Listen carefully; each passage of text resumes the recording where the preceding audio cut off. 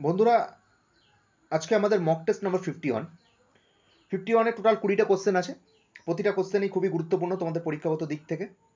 বিভিন্নবার বিভিন্ন পরীক্ষা এসে, তো কথা না বাড়িয়ে শুরু করছি। তোমরা ফার্স্টে উত্তর দেওয়ার চেষ্টা করবে, তারপরে কে কত অ্যান্সার পাচ্ছ সেটা অবশ্যই আমাদের কমেন্ট সেকশনে জানাবে। তো আজকে ফার্স্ট কোশ্চেন, সন্ধ্যা পত্রিকা কে প্রকাশ করেন? এ অরবিন্দ ঘোষ, বি পুলিন বিহারী দাস, সি আনন্দমোহন বসু, ডি ব্রহ্মবান্ধব উপাধ্যায়। এখানে উত্তরটা হয়ে যাবে একের দাগের অপশান ডি ব্রহ্মবান্ধব উপাধ্যায়। ব্রহ্মবান্ধব উপাধ্যায় ইনি কি সন্ধ্যা পত্রিকা প্রকাশ করেন। পরের কোশ্চেন, বাংলার মুকুটহীন রাজা বলে অভিহিত কে? বাংলার মুকুটহীন রাজা বলে অভিহিত কে? A Surendranath Banerjee, B Aurobindo Ghosh, C Umeshchandra Banerjee, D Subhashchandra Basu. এখানে উত্তরটা হয়ে যাবে দুয়ের দাগের এ সুরেন্দ্রনাথ ব্যানার্জি। সুরেন্দ্রনাথ ব্যানার্জি বাংলার মুকুটহীন রাজা নামে পরিচিত। পরের কোশ্চেন, আজাদ হিন্দ ফৌজ কোথায় প্রথম স্থাপিত হয়? আজাদ হিন্দ ফৌজ প্রথম কোথায় স্থাপিত হয়? A Tokyo, B Rangoon, C Singapore, D Bangkok. এখানে উত্তরটা হয়ে যাবে তিনের দাগের সি সিঙ্গাপুর। আজাদ হিন্দ ফৌজ প্রথম স্থাপিত হয় সিঙ্গাপুরে। পশ্চিমবঙ্গের বর্ষার মূল কারণ, পশ্চিমবঙ্গের বর্ষার মূল কারণটি এখানে জানতে চেয়েছে।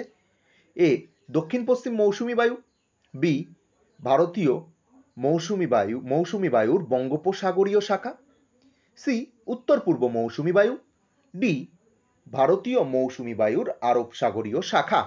এখানে উত্তরটা হয়ে যাবে চারের দাগের বি ভারতীয় মৌসুমি বায়ুর বঙ্গোপসাগরীয় শাখার ফলে পশ্চিমবঙ্গের বর্ষা ঘটে। ঠিক আছে, পরের কোশ্চেন, ভারতের কোন রাজ্যে তপশিলি জাতির সংখ্যা সর্বাধিক? ভারতের কোন রাজ্যে তপশিলি জাতির সংখ্যা সর্বাধিক? A Karnataka, B Uttar Pradesh, C Jharkhand, D Madhya Pradesh. এখানে উত্তরটা হয়ে যাবে অপশন বি উত্তরপ্রদেশ।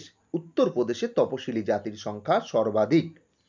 পরে কোশ্চেন নাম্বার 6, পশ্চিমবঙ্গের চা চাষের সর্বাপেক্ষা আদর্শ অঞ্চল হলো? পশ্চিমবঙ্গের চা চাষের সর্বাপেক্ষা আদর্শ অঞ্চল হলো? A Malda, B Jalpaiguri, C Darjeeling, D Cooch Behar. এখানে উত্তরটা হয়ে যাবে ছয়ের দাগের সি দার্জিলিং। দার্জিলিং পশ্চিমবঙ্গের চা চাষের সর্বাপেক্ষা আদর্শ অঞ্চল। কোশ্চেন নাম্বার 7, বর্তমানে রাজ্যসভার মোট কতজন সদস্য রয়েছে? বর্তমানে রাজ্যসভায় মোট কতজন সদস্য রয়েছে? এ 250, বি 245, সি 238, ডি 233। এখানে উত্তরটা হয়ে যাবে সাতের দাগের অপশান বি 245 জন। বর্তমানে রাজ্যসভার মোট সদস্য রয়েছে 245 জন, কিন্তু রাজ্যসভার ম্যাক্সিমাম স্ট্রেংথ অর্থাৎ ম্যাক্সিমাম সিট কত? ম্যাক্সিমাম সিট হচ্ছে 250টি, তার মধ্যে 238টি নির্বাচিত আর 12 জন প্রেসিডেন্ট কর্তৃক মনোনীত। বর্তমানে 245টি আসনে হচ্ছে রাজ্যসভার সদস্যরা বিরাজমান আছে, তার মধ্যে কি 233 জন হচ্ছে নির্বাচিত আর 12 জন রাষ্ট্রপতি কর্তৃক মনোনীত। পরের কোশ্চেন দেখে নি, দল ত্যাগ বিরোধী বিল ভারতে কত খ্রিস্টাব্দে পাশ করা হয়? এ 1985, বি 1997, সি 1999, ডি 2000 খ্রিস্টাব্দে।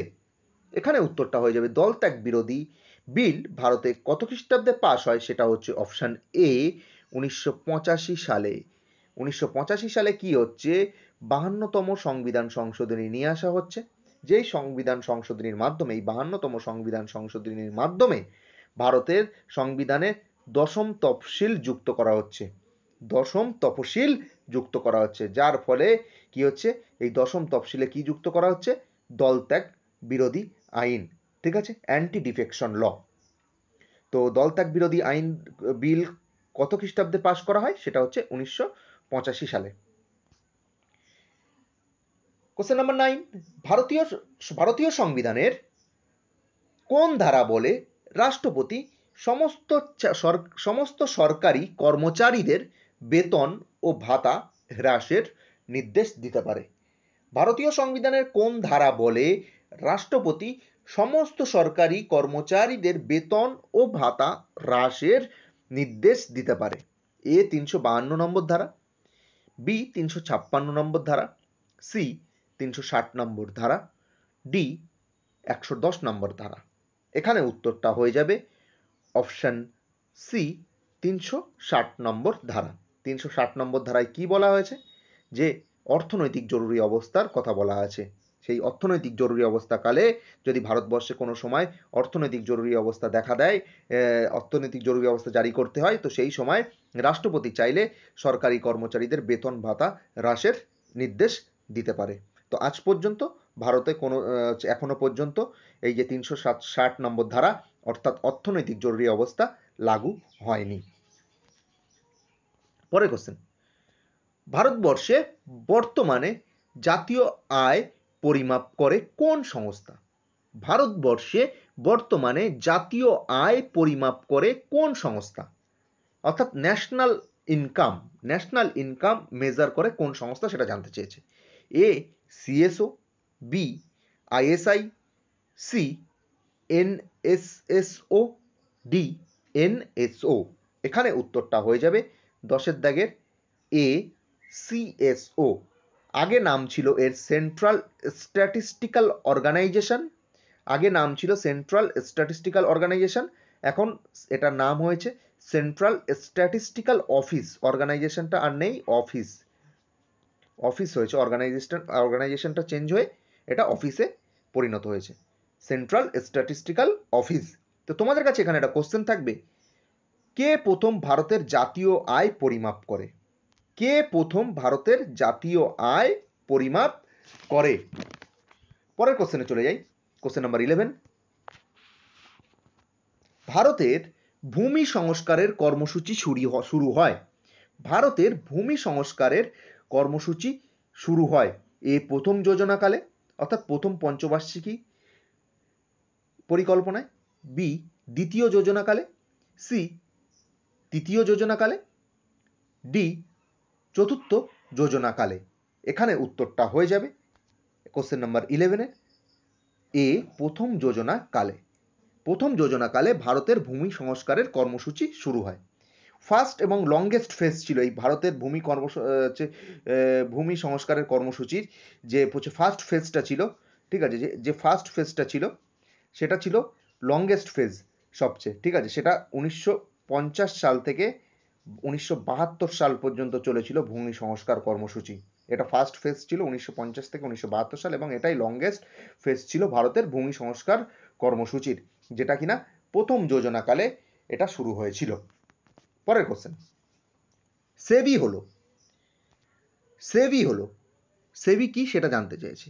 এ মহিলা কল্যাণ সমিতি, বি সুসংহত ঋণ প্রকল্প, সি আন্তর্জাতিক ক্রীড়া সংগঠন, ডি সিকিউরিটি ও এক্সচেঞ্জ নিয়ন্ত্রণকারী বোর্ড। এখানে উত্তরটা হয়ে যাবে 12 দাগের অপশন ডি সিকিউরিটি ও এক্সচেঞ্জ নিয়ন্ত্রণকারী বোর্ড। সেবির ফুল ফর্ম হচ্ছে securities and exchange board of India. এটা প্রতিষ্ঠিত হয় কবে? এটা প্রতিষ্ঠিত হয় 12ই এপ্রিল 1992 সালে সেবি প্রতিষ্ঠিত হয়। পরীক্ষায় প্রশ্নটা দেয় সেবি কত সালে প্রতিষ্ঠিত হয়? 1992 সালে। আর একটা প্রশ্ন আসে এর হেডকোয়ার্টার কোথায়? এর হেডকোয়ার্টার, সেবির হেডকোয়ার্টার তোমরা সকলেই জানো মুম্বাইতে অবস্থিত, মহারাষ্ট্রের মুম্বাইতে অবস্থিত সেবির হেডকোয়ার্টার। আর এর চেয়ারম্যান, বর্তমানে চেয়ারম্যান কে আছে? চেয়ারম্যান আছে অজয় ত্যাগী, একজন আইএএস অফিসার। অজয় ত্যাগী হচ্ছে সেবির চেয়ারম্যান। পরের কোশ্চেন নাম্বার 13।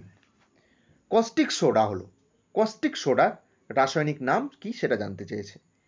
অপশন এ আছে সোডিয়াম হাইড্রক্সাইড, অপশন বি আছে কস্টিক পটাশ, অপশন সি আছে বেকিং সোডা, অপশন ডি আছে খড়িমাটি। এখানে তোমরা সকলেই জানো সোডিয়াম হাইড্রক্সাইড অর্থাৎ NaOH কি কস্টিক সোডা নামে পরিচিত। পরের কোশ্চেন, মহাকর্ষ সূত্রের প্রবক্তা কে? A Galileo, B Newton, C Copernicus, D Kepler. এখানে উত্তরটা হয়ে যাবে, তোমরা সকলেই জানো, অপশন বি নিউটন। মহাকর্ষ সূত্রের প্রবক্তা হচ্ছেন নিউটন। তারপরে কোশ্চেন নাম্বার 15, তড়িৎ প্রবাহের ব্যবহারিক একক কি? তড়িৎ প্রবাহের ব্যবহারিক একক কি? A ampere, B ohm, C coulomb, D volt.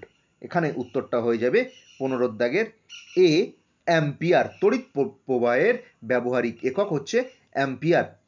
হয়তো আমার ভয়েস হচ্ছে তোমরা হচ্ছে মাঝে মধ্যে শোনো, খুবই রেয়ার, অ্যাডমিন দাদার ভয়েস শুনতে অভ্যস্ত, তো একটু মানিয়ে নিতে হবে, কোশ্চেনগুলোতে ফোকাস করো, অ্যান্সার দেওয়ার চেষ্টা করো, ঠিক আছে?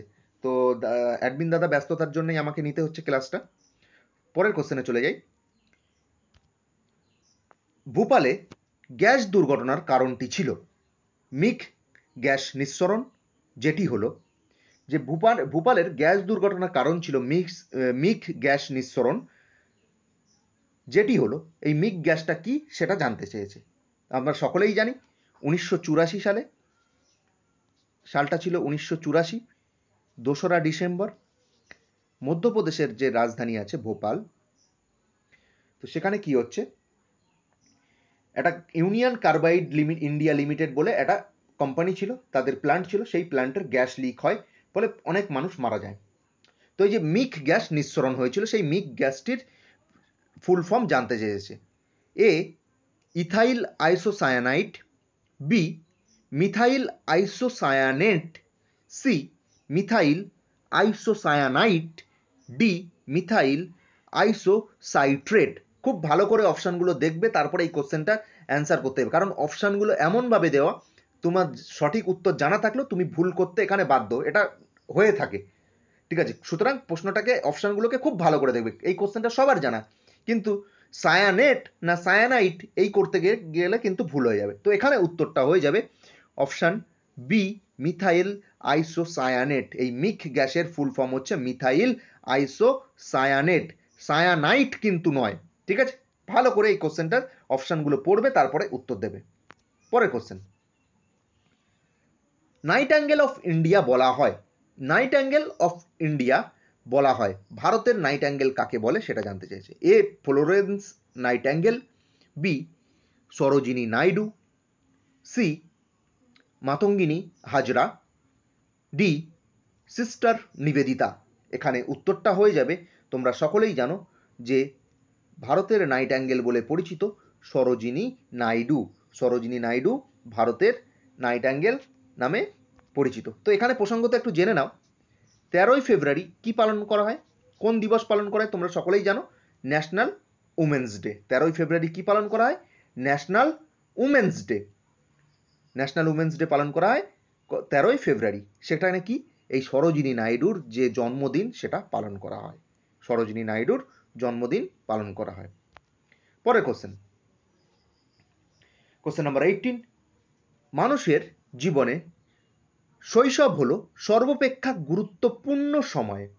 মানুষের জীবনে শৈশব হলো সর্বাপেক্ষা গুরুত্বপূর্ণ সময়, বক্তাকে, এটা কে বলেছেন?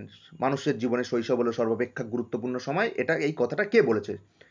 এ Galton, B Montessori, C Rousseau, D Froebel. এখানে উত্তরটা হয়ে যাবে 18 দাগের সি রুশো। রুশো কি বলেছে? মানুষের জীবনের শৈশব হলো সর্বাপেক্ষা গুরুত্বপূর্ণ সময়, এই উক্তিটি করেছেন। কোশ্চেন নাম্বার 19, কালকুট কার ছদ্মনাম? কালকুট কার ছদ্মনাম? এ অমিতাভ চৌধুরী, বি নিহার রঞ্জন গুপ্ত, সি নারায়ণ গঙ্গোপাধ্যায়, ডি সমরেশ বসু। এখানে উত্তরটা হবে অপশন ডি সমরেশ বসু। কালকুট কার ছদ্মনাম? সমরেশ বসুর ছদ্মনাম হচ্ছে কালকুট। আজকে লাস্ট কোশ্চেন, কোশ্চেন নাম্বার 20, জাপানের জাতীয় খেলা কি? জাপানের জাতীয় খেলা কি? A badminton, B baseball, C judo, D table tennis. এখানে উত্তরটা হয়ে যাবে 20 দাগের কোশ্চেনের অপশন সি জুডো। তো বন্ধুরা, তোমরা কে কত পাচ্ছ সেটা অবশ্যই কমেন্ট সেকশনে জানাবে। আর আজকে তোমাদের জন্য যে হোম টাস্কটা রয়েছে সেটা হচ্ছে ভারতের দীর্ঘতম বাঁধের নাম কি? ভারতের দীর্ঘতম বাঁধের নাম কি? অবশ্যই কমেন্ট সেকশনে জানাবে। আর একটা কোশ্চেন হচ্ছে, আর্য সমাজ কে কত সালে প্রতিষ্ঠা করেছিলেন? আর্য সমাজ কে কত সালে প্রতিষ্ঠা করেছিলেন? এটা অবশ্যই এই দুটো কোশ্চেন তোমাদের হোম টাস্ক, তোমরা কমেন্ট সেকশনে জানাবে। আর সেশনটি কেমন লেগেছে অবশ্যই তোমরা কমেন্ট সেকশনে জানাবে। ধন্যবাদ।